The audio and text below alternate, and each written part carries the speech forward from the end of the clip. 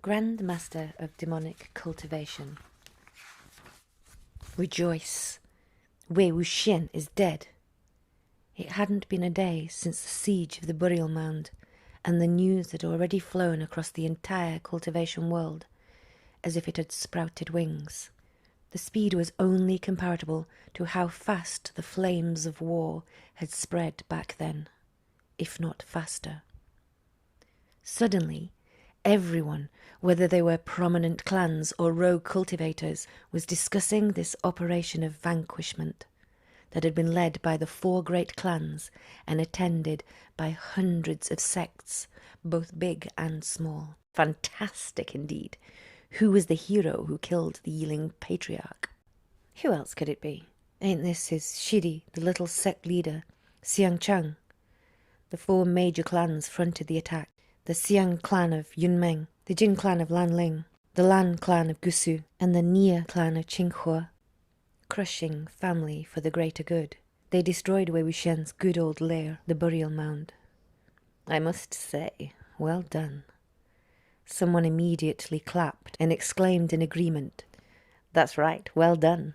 If it wasn't for the Jiāng Clan of Yúnmèng, who took him in and raised him, then Wèi Wúxiàn would have been a no-name street rat in the countryside, never mind becoming anything else. The former Jiāng sect leader raised him like his own son, eh? But look at him, publicly defecting from the clan, making himself an enemy of the world.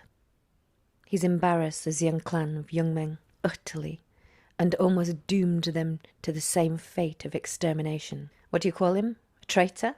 Him? I can't believe Jiāng Chéng allowed that guy to run amok for so long. If it were me, I would have just stabbed him when he first defected. I would have cleaned house. He wouldn't even have gotten the chance to do all those crazy things. What does a childhood friendship matter when facing people like him? That's not what I heard, though. Didn't Wèi Yīng's demonic cultivation backfire, causing him to be ripped apart and devoured by the ghosts under his command? I heard he was chewed to pieces while he was still alive. That's what you call karma. I've wanted to say this for a long time now, but those ghost generals he raised were like a pack of unleashed mad dogs, biting people everywhere, and in the end he got bit to death himself. Well deserved. Be that as it may, if the little Jiāng sect leader hadn't been the one to plan this siege based upon the Yiling Patriarch's weakness, then success would have been difficult to guarantee. Don't forget what Wèi Wúxiàn had in his clutches, or how over 3,000 renowned cultivators were all completely annihilated that night. Wasn't it 5,000? 3,000, 5,000, they're all the same. 5,000 is more believable. He really is completely mad. He destroyed the Yin Tiger Tally before he died, so he gets at least some credit for that. If the evil thing was left to cause harm in this world, his sins would only deepen. The moment the Yin Tiger Tally was mentioned, there was suddenly silence, as if everyone was wary of something. A moment later, someone sighed. Man, speaking of that Wèi Wúxiàn, he used to be a young master in an extremely affluent and distinguished cultivation sect back then. It wasn't like he had no accomplishments. He gained great success in his youth. How glorious and unbridled he was. How did he end up on this path? The subject changed and voices were raised again in heated discussion. It's obvious from this case that the path of cultivation must always follow the righteous way. The demonic path is only glorious for the moment. You think it looks so glamorous. Look at where that got him. Death without a corpse, a voice replied forcefully. It's not all because of the cultivation path.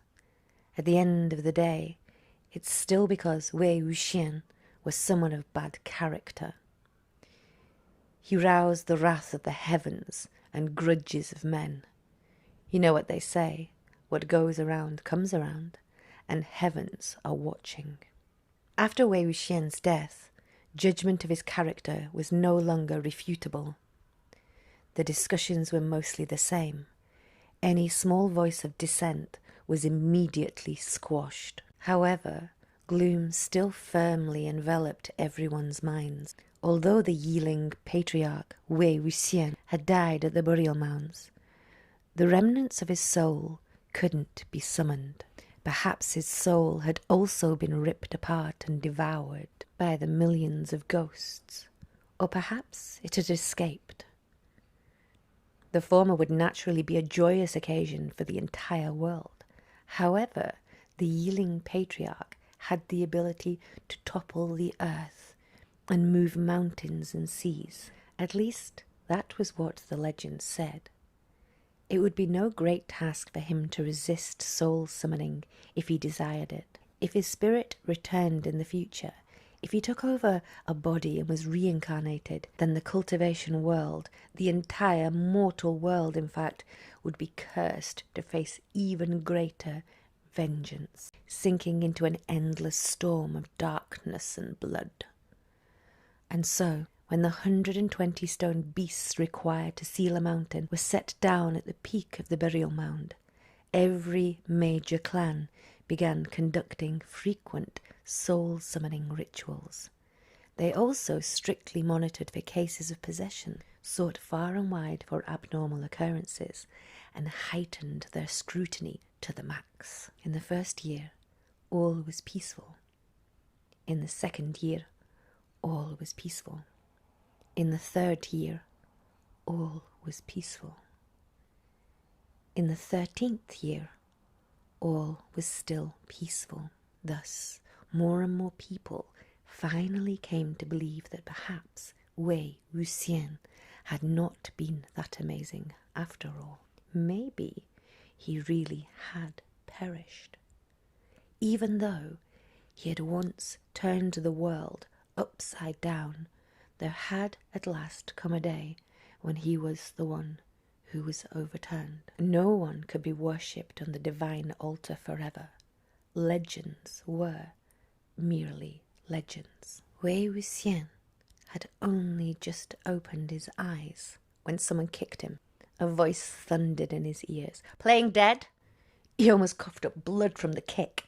His head hit the ground, and with his face turned up, he thought hazily, "You've got a nerve, daring to kick me, the patriarch." Wèi Wúxiàn had already lost count of the numbers of years it had been since he last heard a live person speak. Never mind such an awful caterwauling. He was dizzy, and the cracked voice of a young man was rattling between his ears. "Think for a moment whose land you're living on, whose rice you're eating, whose money you're spending. So what if I took a few things of yours? They should have been mine in the first place." Soon after, there was a clamouring noise of chests and cabinets, alike being ransacked. It was a good moment before Wèi Wúxiàn's eyes could focus. A dim ceiling came into view, as did an unfortunate-looking face with a greedy glare. That face was spraying spittle all over him. "And you dare go tattle on me? You think I'm actually afraid of you tattling? Do you actually think anyone in this house would take your side?" Two large men who looked like servants came over. "Young master, everything is smashed." "So fast?" the quacking youth questioned. "There wasn't much stuff in this broken shack anyway," the servant replied. The quacking youth was extremely pleased. He turned to Wèi Wúxiàn, pointing so hard at the man that he was practically jabbing his finger up his nose and into his brain. Go and tell me, I dare you. Who are you playing dead for? As if anyone would actually give a crap about all this junk and waste paper. I've smashed everything. Let's see what else you've got to go and tattle on me with. Think you're all that? You think you're all that just because you went to a cultivation sect for a few years? Well, didn't you get kicked out like a stray dog anyway? Presently, half dead, Wèi Wúxiàn thought to himself, "It's not pretend. I've actually been dead for many years." Who was this? Where was this? When had he ever done something like forcibly possessing the body of another? After having kicked the man, ransacked the house, and spent all of his temper, the quacking youth strutted out of the door with his 2 servants, slamming the door behind him. He ordered in a loud voice, "Keep proper watch. Don't let him come out to embarrass people." The servants outside the door all heeded. Once the man had gone, silence settled both inside and outside the house. Wèi Wúxiàn wanted to sit up, but his limbs wouldn't obey him, so he lay back down and flipped over. His head continued to spin as he looked at his strange surroundings and the mess on the floor. Next to him was a copper mirror that had been tossed onto the ground, and Wèi Wúxiàn snapped it up. A dreadfully pale face appeared in the mirror. 2 large blots of red were smeared unevenly on each cheek. If he were to stick out a long, vividly red tongue, then he'd be the very picture of a hanged ghost. Wèi Wúxiàn tossed the mirror aside, a little disgusted. He wiped his face and found his hands smeared with white powder. Fortunately, it wasn't that this body had been born strange, but rather the penchant of the previous owner. A full-grown man with a face heavily caked in makeup and sloppily applied at that. This shocked some energy back into Wèi Wúxiàn. He was finally able to sit up. Only then did he notice the circle of spell array beneath him. The array was scarlet and crooked, seemingly hand-drawn using blood as the medium. It was still damp, emitting a metallic stench. There were warped and crazed spells drawn within the array that had been somewhat smudged by his body, but the remaining shape and characters were gruesome in their evil intent. Wèi Wúxiàn had been called by titles such as Supreme Evil Lord, the Grand Master of Demonic Cultivation, and what not for years, so naturally he was familiar with obvious devious arrays such as these. It wasn't that he had robbed anyone of their body, he had been offered one. The nature of this sacrificial ritual was a type of curse. The caster was to harm themselves with a weapon, making cuts on their body and using their own blood to draw the array and write the spells within. They would then sit in the centre of the circle and give up their mortal body to evil spirits, using the annihilation of their soul as the price to summon a nefarious, malicious ghost. This was all done in order to request the fulfillment of a wish. Thus it was the opposite of possession. While both were forbidden magics of ill repute, the difference was that the former was much less popular than the latter. After all, a few wishes so strongly desired as to make someone willing to sacrifice everything that they had.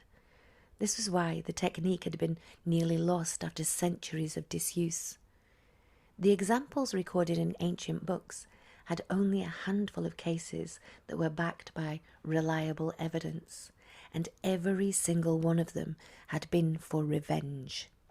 Every malicious ghost summoned by the ritual had fulfilled the caster's wishes perfectly in cruel and bloody ways.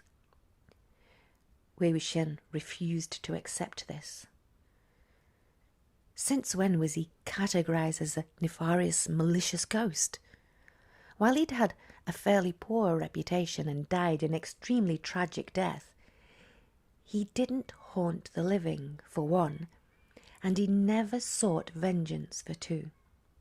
He could swear there was not a single wandering ghost in this world for whom was more decent and honest than he. But the tough thing was, the sacrificial ritual followed the will of the caster first and foremost, so it didn't matter how much he objected. He was already inside this body, which was a silent acknowledgement that both parties had formed a contract. He had to fulfill the wish of the caster, or the curse would rebound, destroying the possessor's primordial spirit and extinguishing it forever. Wèi Wúxiàn yanked his sash loose, and raised an arm to inspect them. Sure enough, both his wrists had been slashed with a sharp tool, leaving them covered in criss-cross lacerations. The bleeding had already stopped, but Wèi Wúxiàn knew that these were not normal injuries.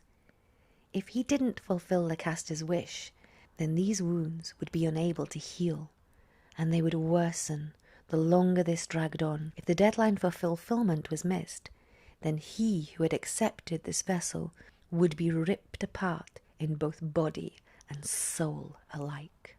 He triple-checked that there was no mistake and cried, "This is ridiculous," mentally 10 times before finally raising to his feet with difficulty, supporting himself against the wall.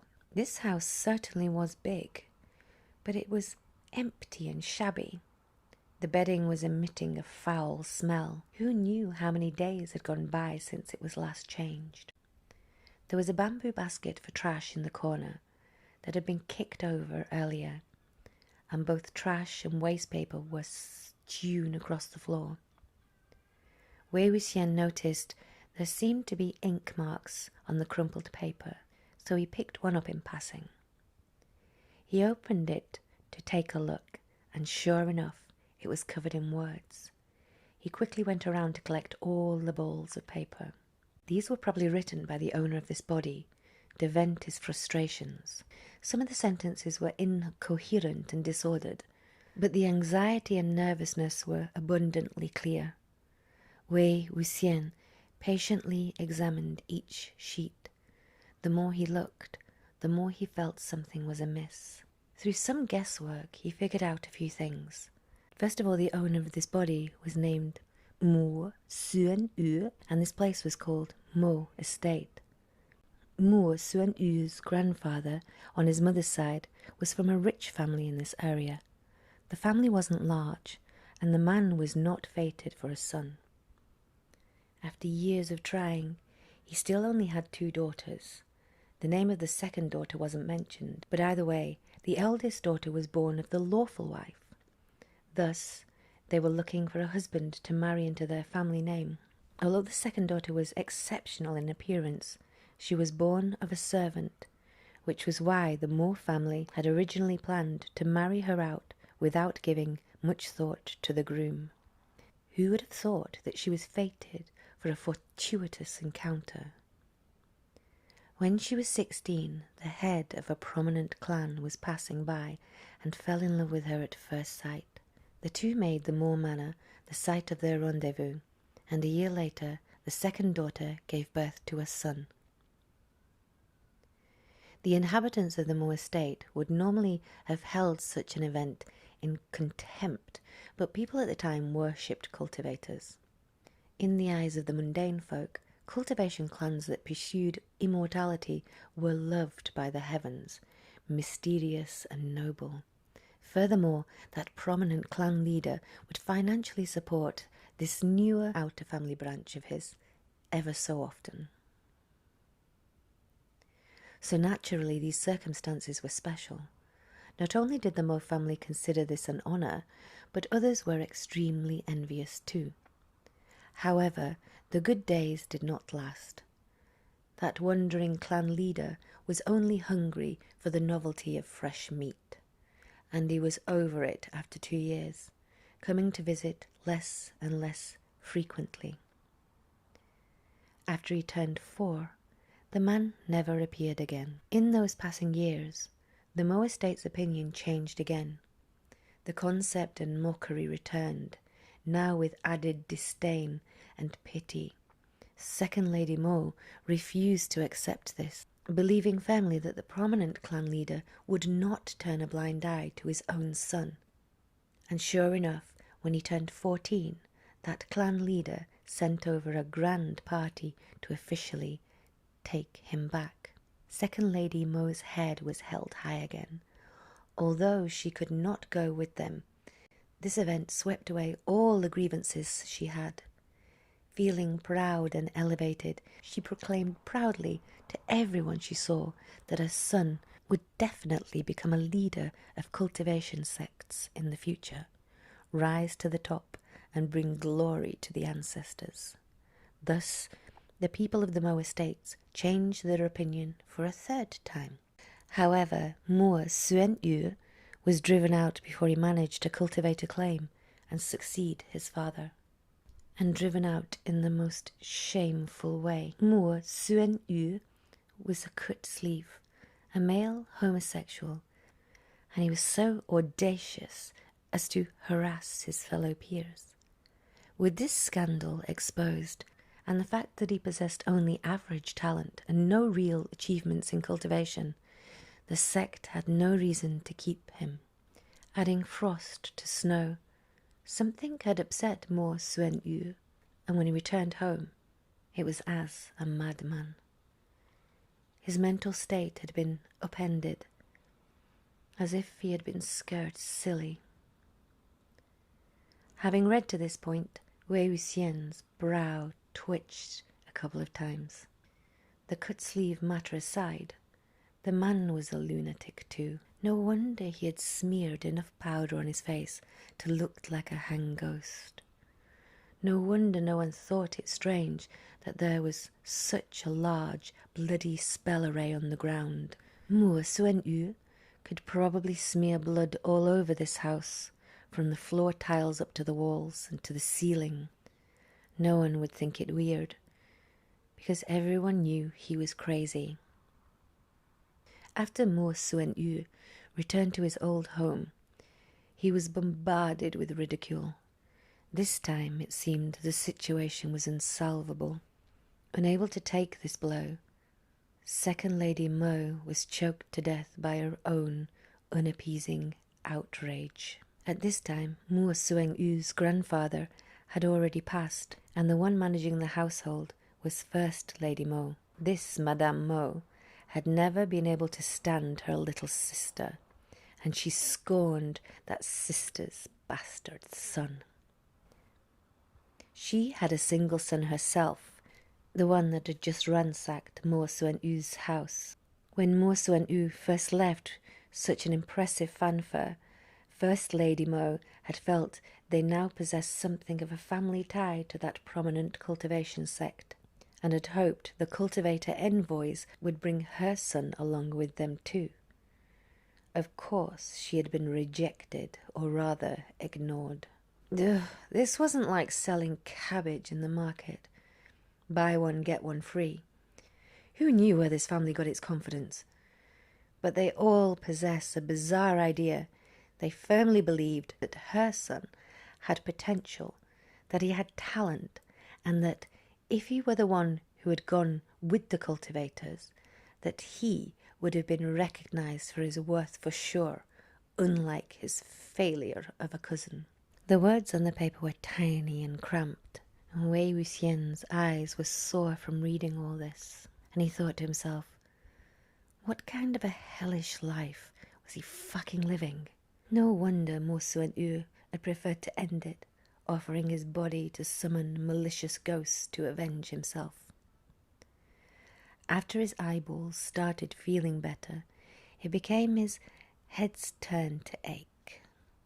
Technically, the caster of the array had to mentally recite their wish. As the evil spirit summoned, Wèi Wúxiàn should have been able to hear the details of his request. However, this forbidden magic had probably been secretly copied off a book. With missing pages, it was incomplete, and Mò Xuányŭ had missed that one step. Although Wèi Wúxiàn could guess, he most likely sought vengeance against the Mò family. How exactly did he want it done? To what extent? Take back what was taken? Beat up the family? Or wipe them out entirely? It was most likely wiping out the family, eh? After all, anyone who had been in the cultivation world would know the words most often used to describe Wèi Wúxiàn: treacherous, mad. Was there anyone who better fit the description of fiendish, since the man who dared to summon him by name, his wish was definitely not something easily granted. Wèi Wúxiàn said helplessly, but you've got the wrong person. At first he wanted to wash his face and gaze with reverence upon the dead countenance that had once belonged to its former owner. However, there was no water inside this house, not even drinking water. What's more, Wèi Wúxiàn figured that the only container around was for lavatory purposes and not for washing up. He tried pushing the door, but it was barred from the outside, probably to prevent him from running amok. There was not a single thing that could allow him the slightest bit of joy in being reincarnated. He might as well meditate for a while and get used to the new body. An entire day passed this way. When he opened his eyes once more, there was sunlight seeping into the house through the cracks of the window. Although he could get up and walk, his head was still spinning, and it didn't appear to be getting better. Wèi Wúxiàn was puzzled. This Mò Xuányŭ's cultivated spiritual power is so minuscule it might be completely overlooked. There's no reason why I can't manipulate this body, so why is it difficult to use? It wasn't until a strange noise sounded from his stomach that he realized it had nothing to do with spiritual power. It was simply that this body, not trained for fasting, was hungry. If he delayed seeking food any longer, he might just become the first malicious ghost in history to die of hunger immediately after being summoned. Wèi Wúxiàn took a deep breath and raised his foot. But just as he was about to kick the door open, there was suddenly the sound of footfalls on the other side, drawing near. Someone gave the door a kick, which was followed by an annoying call. "Mealtime." While those were the words, it didn't appear the door was going to open at all. Wèi Wúxiàn looked down just in time to see a small bowl being heavily set down before a small slat in the bottom of the door. The servant outside then added, "Hurry up. What's the hold-up? Put the bowl out when you're done." The slat was smaller than a dog flap, not large enough to allow people to go in and out, but bowls could pass through. There were 2 dishes, and 1 bowl of rice that looked awfully disgusting. Wèi Wúxiàn bitterly stirred the chopsticks that were stabbed into the rice. The Yiling Patriarch had returned to life, only to be kicked down and yelled at. The first meal to welcome him back was cold leftovers. Who would believe him if he told them what had happened to his bloody reign, his absolute massacres, his unadulterated annihilation of the sects? Truly, out of the mountains a tiger can be bullied by a dog. In shallow waters a dragon can be mocked by a shrimp, and a plucked phoenix is lower than a chicken. Stripped of their privileges, the strong will be belittled by the weak. Just then the voice of the servant outside the door was heard once more, but this time it was a laugh that sounded as if it came from a completely different person. "Yiling, come over here." A delicate and frail feminine voice answered from a distance. "Tong, did you come to deliver food for that person in there again?" Tong clicked his tongue. Why else would I come to this miserable courtyard? Yiling's voice was at the door, much closer now. "You only make deliveries once a day, so no one scolds you, even if you slack off every now and then. So why are you frowning at being so free? Look at me, so busy with errands that I can't even go out to play." Tong complained. "It's not like delivering meals is the only thing I do, and you still dare to go out right now. There are so many walking corpses roaming about that every household has their doors firmly shut." Wèi Wúxiàn crouched down by the door, pushing around the contents of the bowl in his hand with 2 chopsticks of different lengths, listening as he ate. Seems like things had been peaceful here at the Mo estate. Walking corpses, as per their name, were the walking dead, reanimated corpses that were low-level and commonplace. Their eyes were usually glazed, their movements sluggish. They were fairly harmless. Nonetheless, that was enough to terrify average folk, and their putrid smell alone was enough to make one fill a pot with puke. However, to Wèi Wúxiàn, they were the easiest to manipulate, and the most obedient of puppets. In fact, It even felt somewhat endearing to suddenly hear about them. Atong appeared to have winked. "You have to take me along if you want to go out, so I can protect you." Yīling cut him off dismissively. "You protect me, please. Can you actually fight those creatures off?" "If I can't fight them off, then no one can," Atong grumbled. Yīling laughed. "How do you know if other people can't fight them off? Let me tell you. Delegates from cultivation sects have already arrived at our Mo Manor today. I hear they're from an incredibly prominent clan. The madam is receiving them in the main hall right this minute. Everyone in town has gathered to watch. They're also curious. You hear that noise? They might order me around again in a bit. I don't have time to play with you." Wèi Wúxiàn listened intently. Sure enough, there was a faint sound of commotion. After a moment's contemplation, he got up and kicked the bar locking the door, which broke with a crack. The two servants flirting with each other screamed in surprise when the door suddenly flung open. Wèi Wúxiàn tossed the bowl and chopsticks aside as he walked out, but the sunlight blinded him. The glare also caused a small, pinching pain in his skin, so he raised his hand to his brow and closed his eyes for a moment. Atong had screamed louder than Yīling for a moment, but when he looked closer, he realized that it was the lunatic everyone could bully. His courage returned.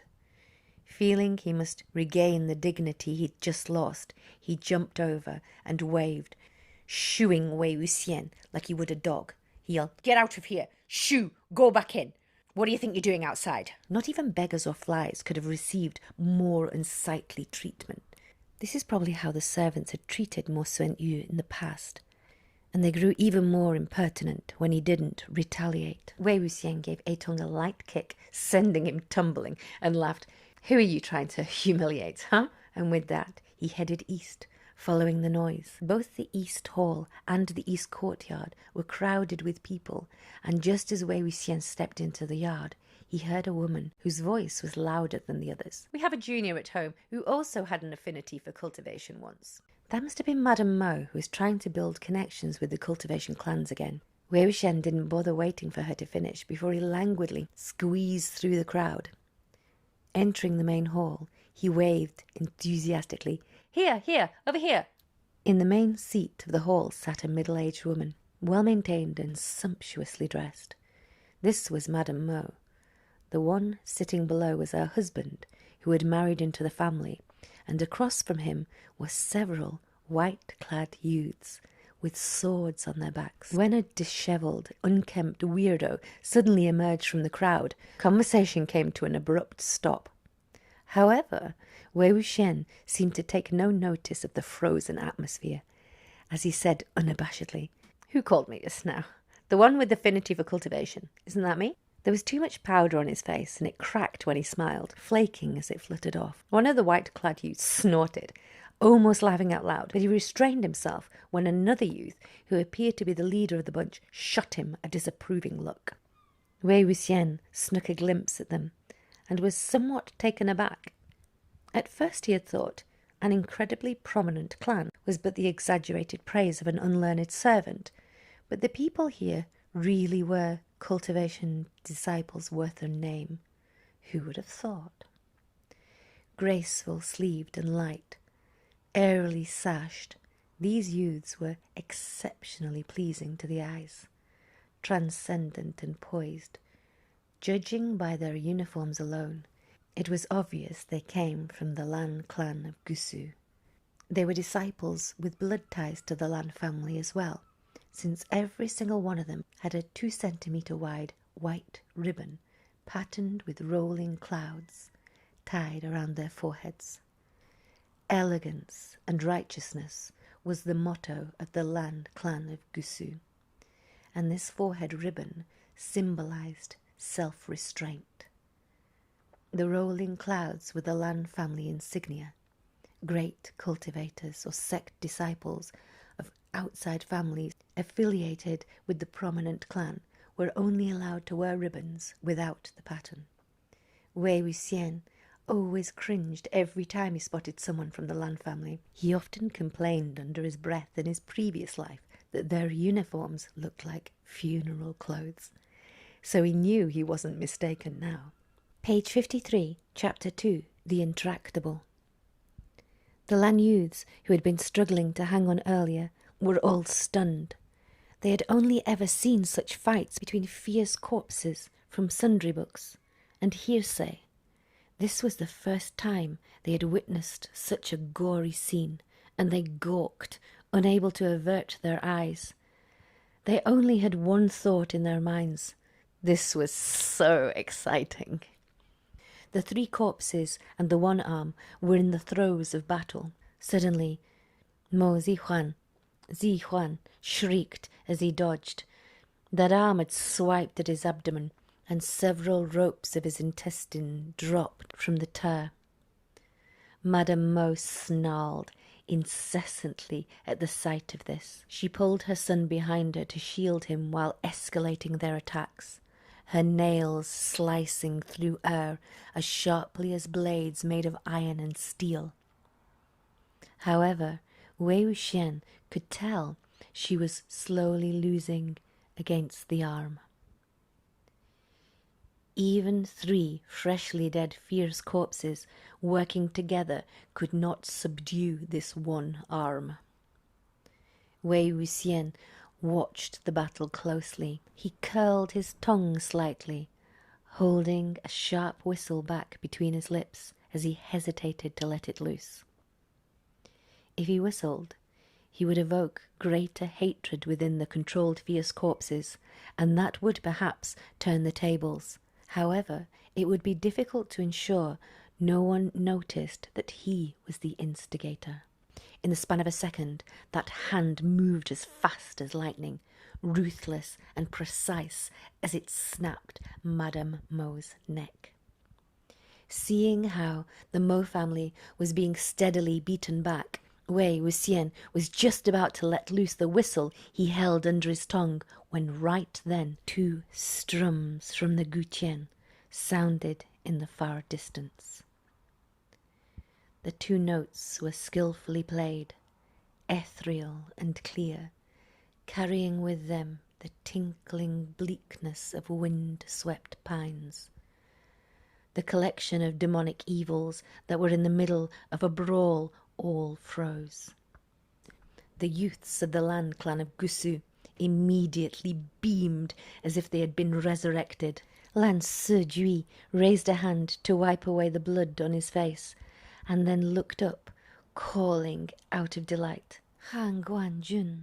The moment he heard the cry of that sobriquet and the distant guqian, Wèi Wúxiàn turned to leave another strum. This time the note was higher pitched, piercing through the sky like the austere harshness of winter's first approach. The 3 fierce corpses shrank back while covering one ear with their right hands at the same time. However, it was impossible to block out the eradication tone of the Lan clan of Gusu in such a way. They only managed to back up a few steps before there was a faint sound of crackling in their skulls. As for that left arm, after engaging in such a ferocious fight, hearing the sound of the strings now made it suddenly drop to the ground. Though its fingers still twitched, the arm was already lying limp and silent. After a short silence, the group of youths couldn't help but erupt in loud cheers. The sound filled with jubilation of having survived. They had endured a terrifying night, and now that help from the clan had finally arrived, they couldn't have cared less if they were harshly punished later for disgracing the sect with a breach of etiquette. While they waved towards the moon, Lan Zhan suddenly noticed someone missing. He tugged at Lan Xingyi. "Where is he?" Lan Zhan was busy being happy and replied, "Who?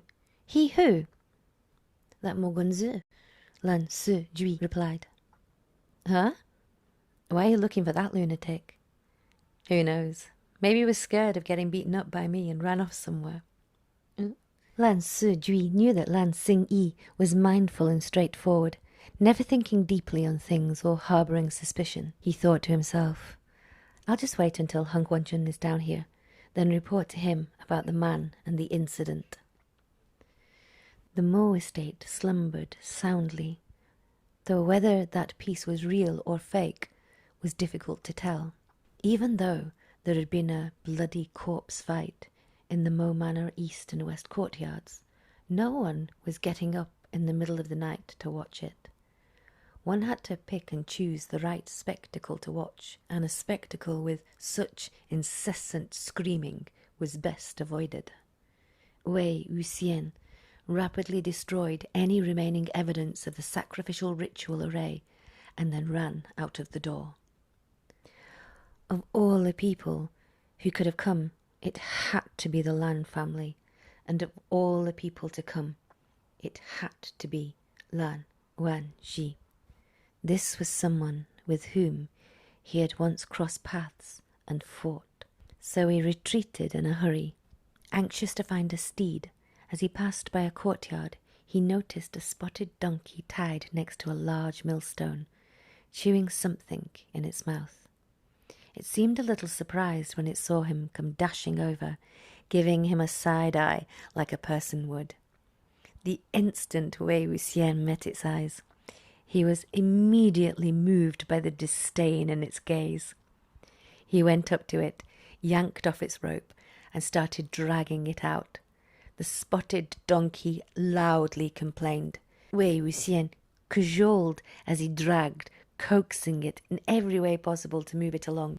Stepping out into the lightning of dawn, they clattered onto the main road. It didn't take long before Wèi Wúxiàn discovered that he might have made a mistake. This spotted donkey that he'd stolen away with was way too hard to please. It was a mere donkey, but all it would eat was fresh, tender grass that dripped with dew, and it would refuse to eat if the tip of the grass had yellowed even a little bit.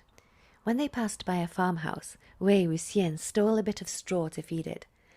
After only chewing a couple of bites, it spat it out in disgust, and the sound of it was louder and clearer than when a human spat.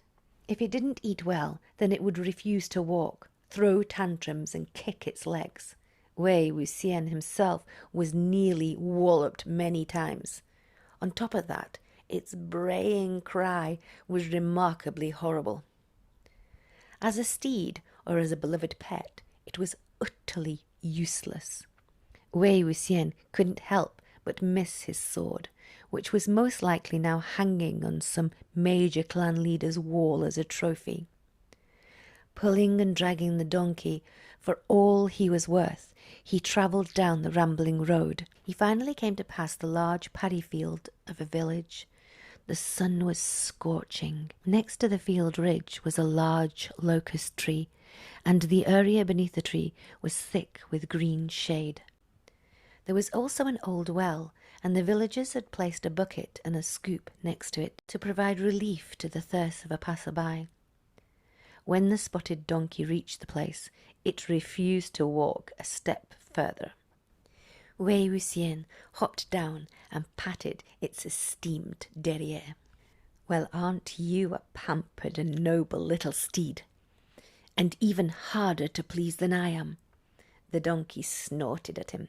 As they mucked about, a group approached from the criss-crossing paths in the distance. Those people had hand-woven bamboo baskets and wore cloth shirts and straw shoes. They exuded the rustic air of the country from head to toe. There was a round-faced young girl amongst them, somewhat delicately beautiful, but hardly notably so. Perhaps they had also trekked for too long under the scorching sun, as they also wanted to come over for a drink of water and to stand under the shade.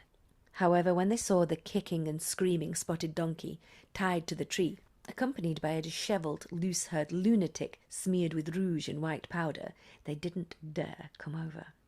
Wèi Wúxiàn had considered himself a man who cherished beauty, so when he noticed their hesitation, he moved from his spot to give them space and went to bother the spotted donkey.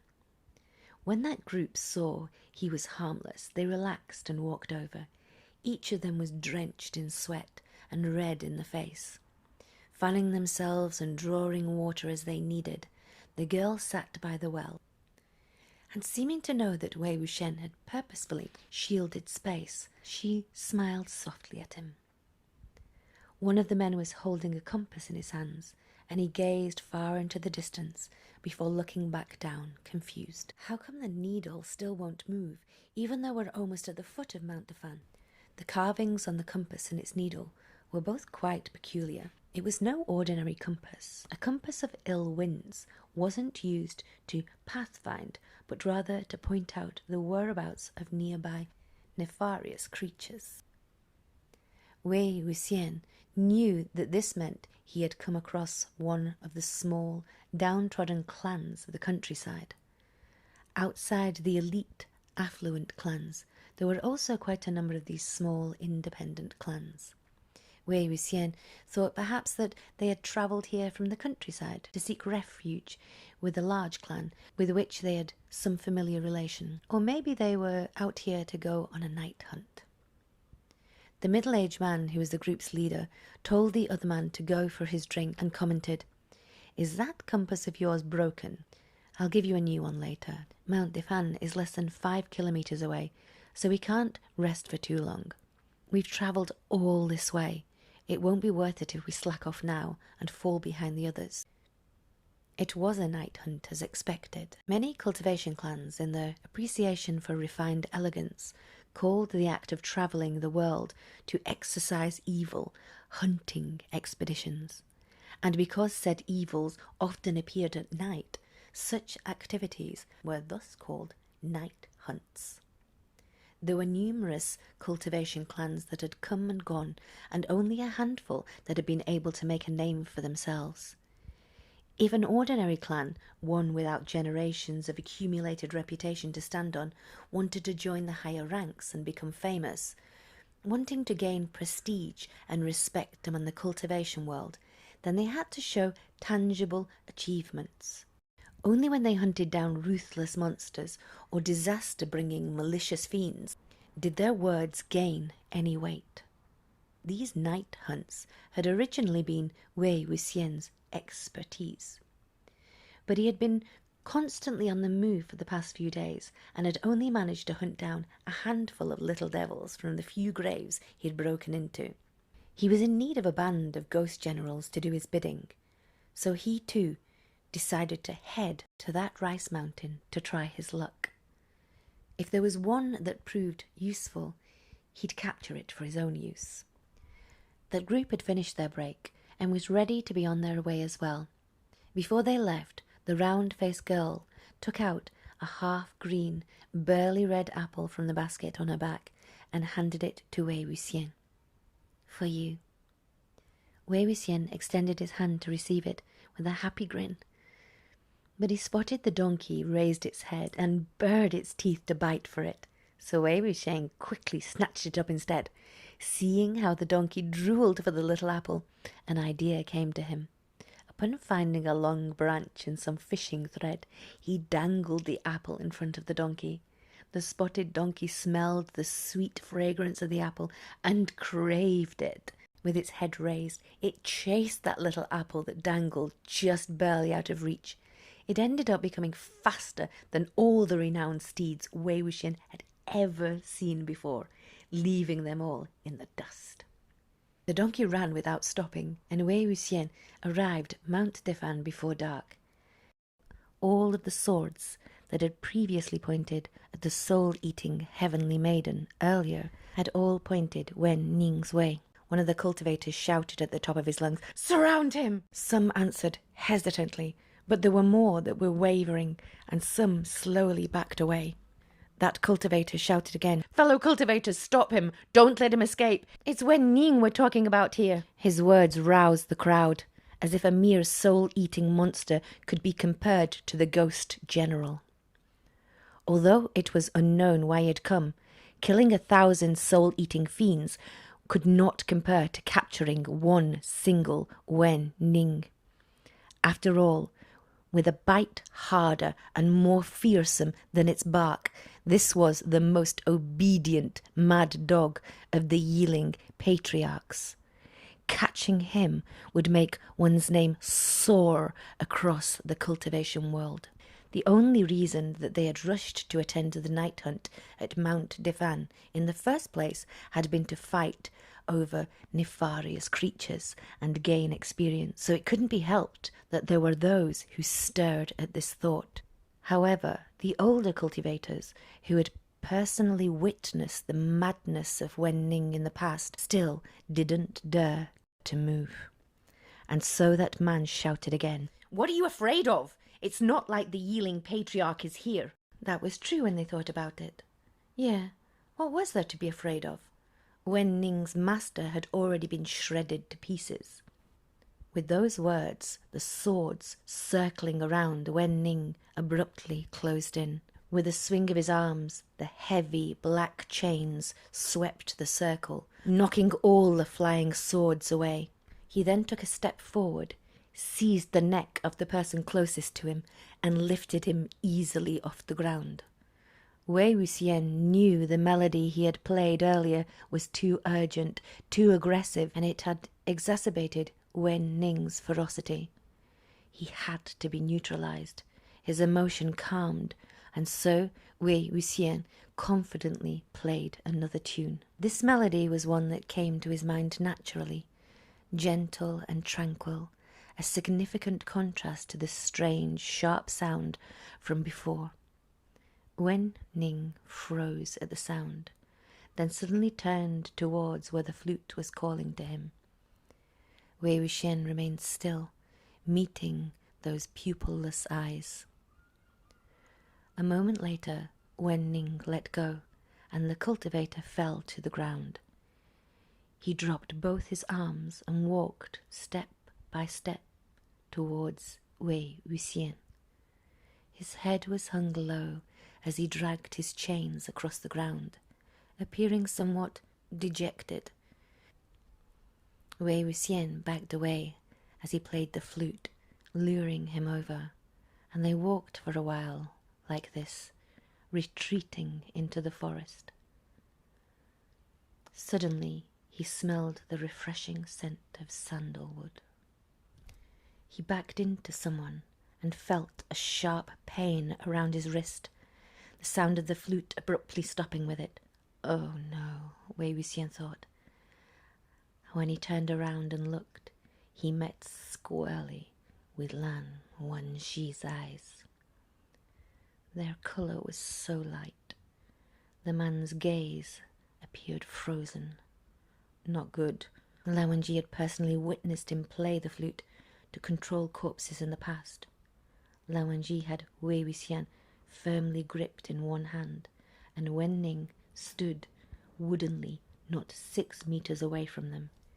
He looked around sluggishly, as if searching for the sound of the flute that had vanished so suddenly.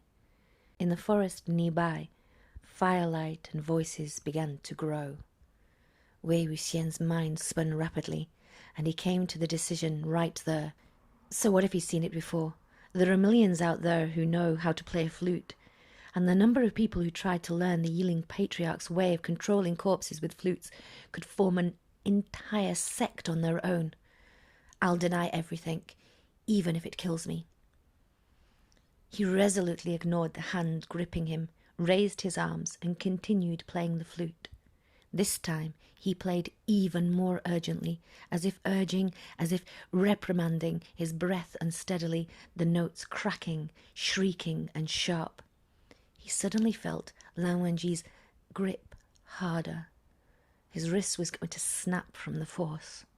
Unable to withstand the pain, Wèi Wúxiàn's fingers slackened, and the bamboo flute fell to the ground.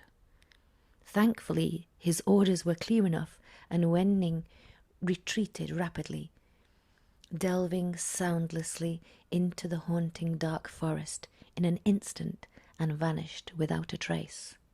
Wèi Wúxiàn was afraid that Lán Wàngjī would chase to kill Wèi Yīng, so he reversed the hold and seized him back. Yet unexpectedly, Lán Wàngjī's eyes were locked firmly on him, and he never spared a single look Wèi Yīng's way. The two stood there thus, clutching each other, face to face, as they stared at one another. It was then that Jiāng Chéng arrived. He had forced himself to wait patiently for the conclusion of the hunt. Yet he hadn't finished a cup of tea before a sect disciple came rushing to the mountain in a panic, telling of the terrible and brutal creature on Mount Defan. Greatly shaken, he charged back up the mountain, shouting, "Yiling!" Jiling had almost had his soul sucked away earlier, but was safe and well now, and all in one piece. Seeing that nothing had happened to Jiling, Jiāng Chéng was greatly relieved. However, that relief soon turned into furious reprimand. "Do you not have a single fleur on you? Don't you know to set one off when you run into those creatures? What are you pretending to be so strong for? Get the hell over here!" Jiling was angry at not having captured the soul-eating heavenly maiden as well, and yelled back, "Weren't you the ones who said we had to capture it at every cost? That I couldn't go back to you until I caught it?" Jiāng Chéng really wanted to slap this stinking brat back to his mother's womb, but he had indeed said those things, and he couldn't possibly eat his own words.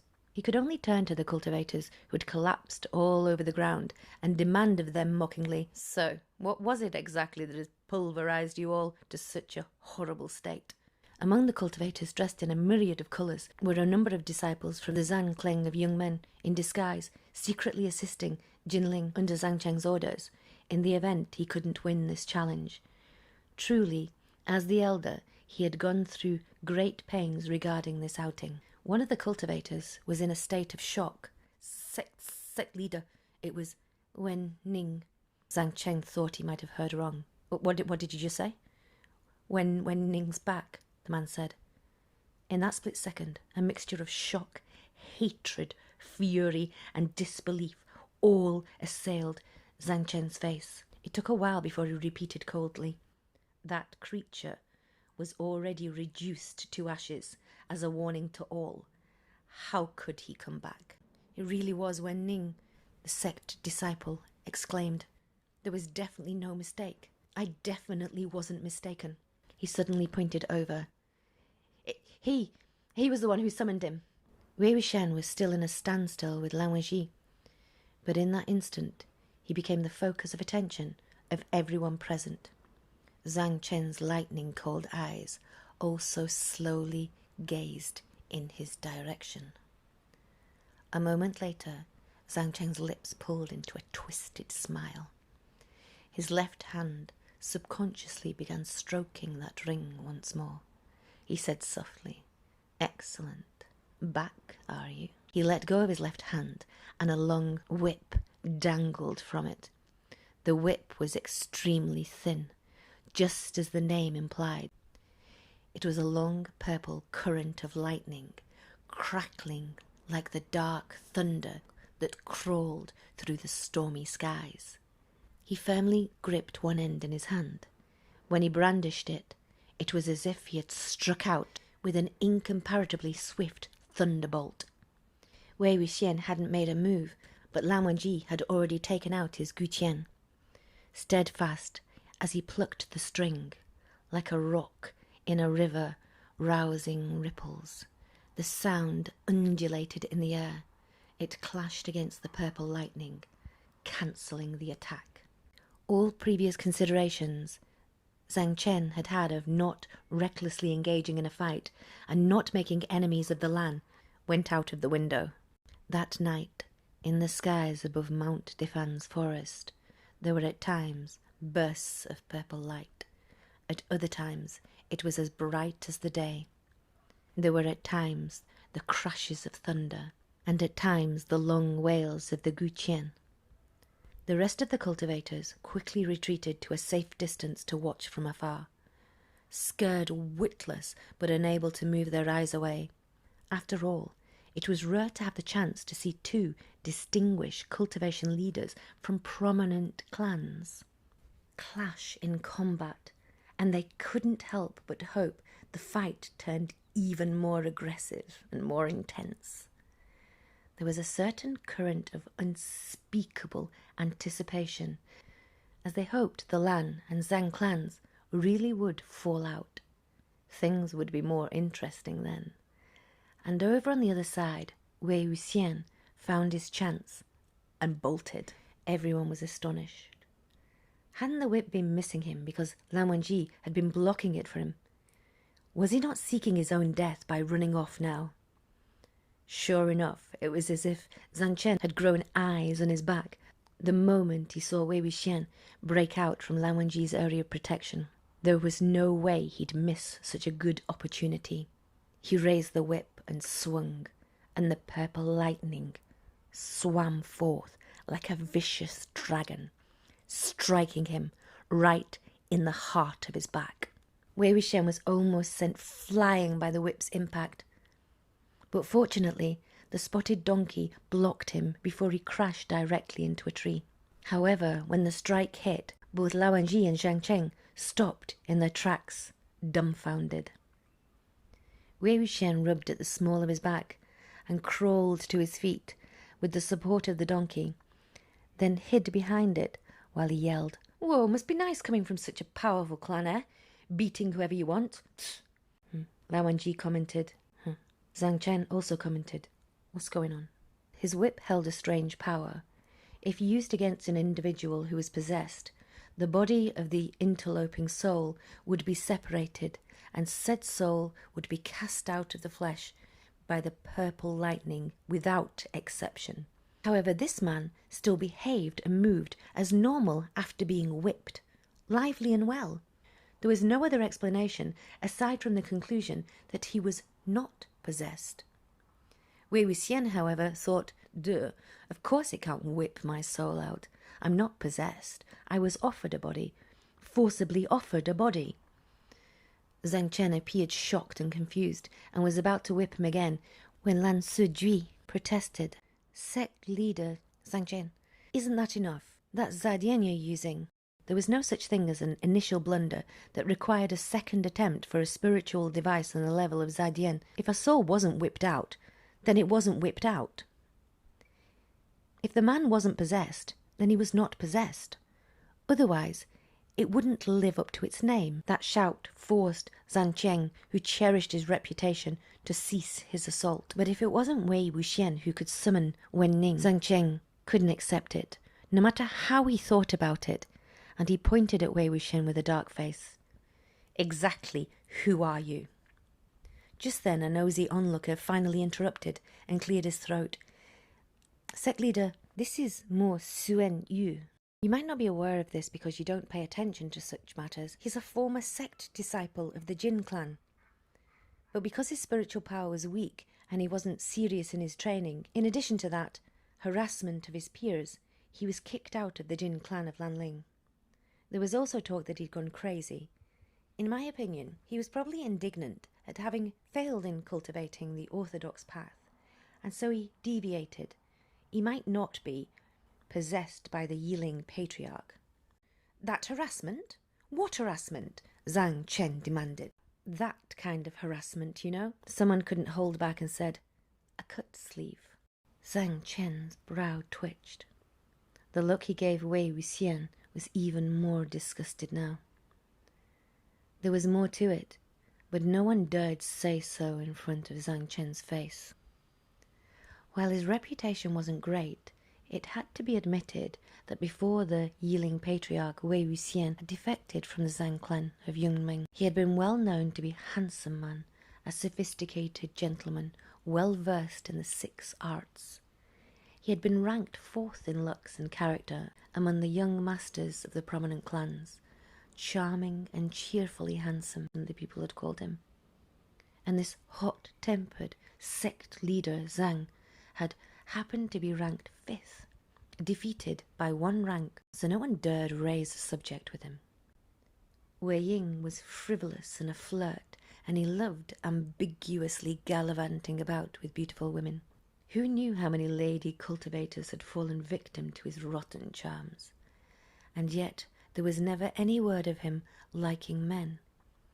Even if he were to possess another in order to avenge himself, based on Wèi Yīng's taste, he would never pick up a gay, donkey-riding lunatic with his face painted like a hanged ghost. Someone else grumbled. They're not alike, no matter how you look at them. And that flute was played so awfully. He can't even learn that right. He's nothing but a crude imitation. Upon the battlefield, back during the Sunshot campaign, the sound of the Yiling Patriarch's flute had pierced through the lasting night, and his ghost soldiers and ghost generals had been like an invincible army of millions, cutting down all who stood in their way. That flute was said to be like divine music, so how could it be compared to the sad moan horribly played by the abandoned son of the Jin clan? Even if Wèi Wúxiàn was an awful character, that wasn't how comparisons should be drawn. It was simply too insulting.